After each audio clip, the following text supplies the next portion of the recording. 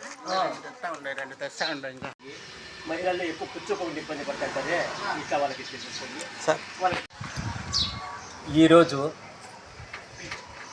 వినూత్నమైన రీతిలో అనేక సంవత్సరాల పరిశోధన చేసి rotary club district assistant governor ఎన్నో ఏళ్ళుగా ఎదురు చూస్తున్నారు.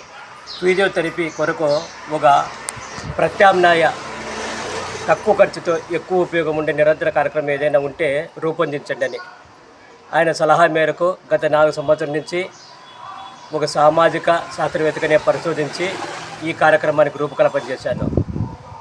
ఈ శిబిరం యొక్క ముఖ్య ఉద్దేశం ఏమంటే వయోవృద్ధులైన మోకాళ్ళతో బాధపడుతున్న వృద్ధులెల్లరికీ ఒక ఫిజియోథెరపీ ఉచిత సదుపాయము కల్పించాలని. ఫిజియోథెరపీ అంటే ఒక రోజు కాదు, కొన్ని రోజులు. అందువలన 5 రోజుల పాటు ఈ కార్యక్రమాన్ని కొనసాగిస్తాము. ఒక నెల వరకు ఈ కార్యక్రమాన్ని కొనసాగిస్తాము. నెల తర్వాత ఎవరైనా స్పాన్సర్ కానీ లేదంటే రోటరీ క్లబ్ వాళ్ళు ఆలోచించి నిరంతరము ఈ కార్యక్రమాన్ని వాళ్ళు కొనసాగిస్తామంటే ఇక్కడ బాడుగు లేకుండా కరెంటు బాగా లేకోకుండా నేను ఇవ్వడానికి సంసిద్ధంగా ఉన్నాను. ఆ విషయం కూడా రోటరీ క్లబ్ వాళ్ళు పరిశీలించమని కోరుతున్నాను. ఈరోజు కార్యక్రమానికి అసిస్టెంట్గా ప్రభుత్వ ఫిజియోథెరపీ వైద్యురాలు నజీమా మేడం గారిని ఆహ్వానించినాము. తర్వాత మా దిగువగిరి వృద్ధులందరూ ఈ కార్యక్రమానికి విచ్చేసినారు.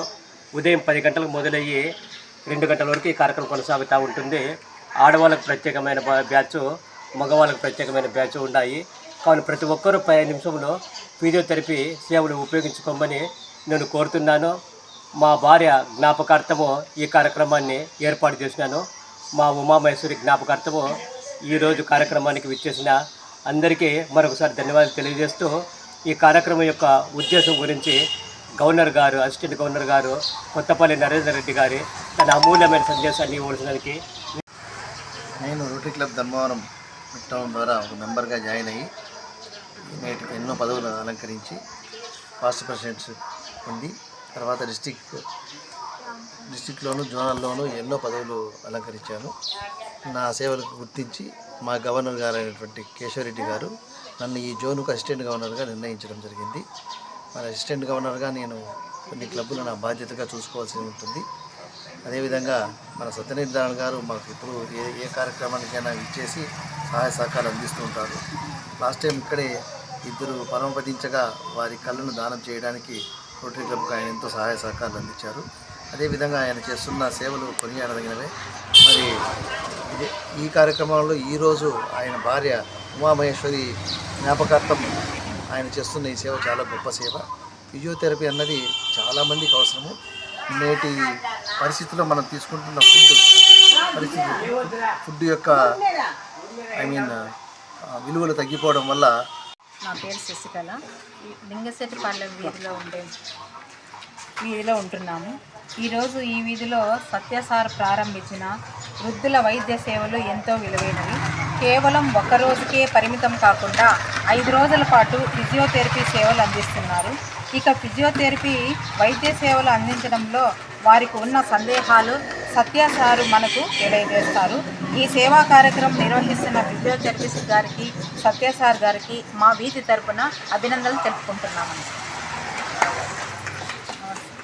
పొంగనూరు గవర్నమెంట్ హాస్పిటల్లో ఫిజియోథెరపిస్ట్గా వర్క్ చేస్తున్నాను. సెలవుల్లో ఇక్కడికి ధర్మవరం అమ్మ వాళ్ళ ఇంటికి వచ్చినందుకు సత్యసార్ నిర్వహిస్తున్న ఫ్రీ ఫిజియోథెరపీ క్యాంపులో భాగంగా నేను పాల్గొనాలని వచ్చాను. ఈ ఉపయోగాలు తెలియక ఫిజియోథెరపీ ఓన్లీ కరెంటు ద్వారా వస్తుంది, దానివల్ల మాకు సైడ్ ఎఫెక్ట్స్ ఉంటాయని అనుకుంటారు.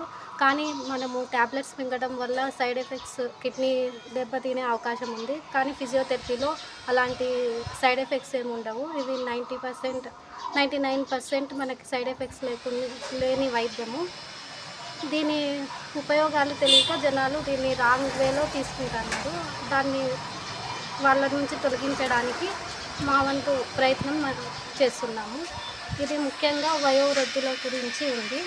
వయోవృద్ధులకి మన సత్యసారు చాలా హెల్ప్ చేయాలని ఈ క్యాంపుని నిర్వహిస్తున్నారు. ఇక్కడ ఫిజియోథెరపీ గురించి ఏం మెయిన్గా అంటే మెయిన్గా మన మోకాలు గురించి మాట్లాడుతున్నాం ఈరోజు. మోకాలు అనేది ఎలా అంటే ఇప్పుడు ఏజ్ రీత్యా రిపేర్ ఒకటి ఉంటుంది, ఆస్టియోఆర్థరైటిస్ అంటారు కదా. ఏజ్ ఇస్తే అరిగిపోతుంటాయి చాలామందికి. అందులో ఇంకొకటి ఏమంటే కొంతమంది ఎక్కువ పనులు చేయడం వల్ల హెవీగా వెయిట్ అవ్వడం వల్ల జాయింట్ స్పేస్ తగ్గిపోయి దగ్గరకు వచ్చేస్తాయి ఎముకలు రెండు.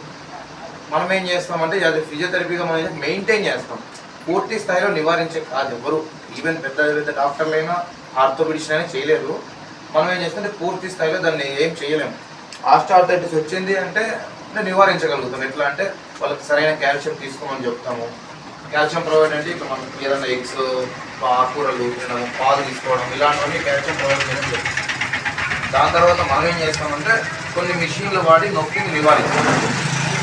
ఆకలి తీసుకునే దానికంటే మిషన్లు వాడి నొప్పి తగ్గించుకోవడం బెటర్ కదా. అంటే ఏ సైడ్ ఎఫెక్ట్ ఉండవు, మళ్ళీ ఫిజియోథెరపీ మిషన్ల వల్ల ఏ సైడ్ ఎఫెక్ట్ ఉండదు. అంటే ఎవరికైనా రాడ్లు ఉంటే తప్ప, లోపల రాడ్లు ఉంటే పెట్టాం కొన్ని సందర్భాల్లో.